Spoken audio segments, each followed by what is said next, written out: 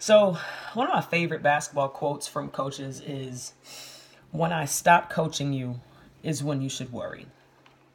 And I heard it when I was a player, and now I say it when I'm a coach. And when I say it, I think about the film room immediately. That was the one thing I wish someone prepared me for as I was transitioning from high school to college. I didn't know that we would spend 2 hours in a film room. I'm not talking about film on the opponent. I'm not even talking about film on a game we played yesterday. I'm talking about these people sitting there and dissect a 3 hour practice and then come in the film room the next day with you, and every single thing you do wrong, every single time you aren't giving 100% effort, every single pass you miss, every single shot you miss, every single defensive assignment you miss is slowed down and replayed in front of 20 people as you're criticized. I was not prepared for that. And I did the worst thing a player can do in a film room when they're being criticized.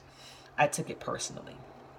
Like every single time my name was called out, like I just hardened. Like it just upset me. Like, how dare you call me out in the film room? Like I'm doing the best I can. The reality is I wasn't. Like I was never called out about something in film that I was doing right. Maybe the effort was there, but I wasn't doing the right thing. But it was hard. Like it was hard for me to accept that criticism because no one ever criticized me. When I was in high school, I was all world. Nobody ever said nothing to me about anything I was doing negative. Maybe they said I didn't pass the ball enough. I was okay with that. Mamba mentality.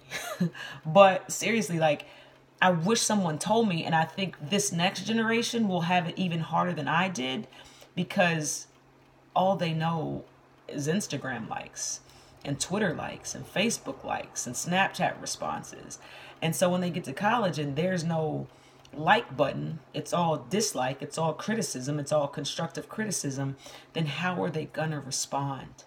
And it's scary because they're not put in a position to respond the right way.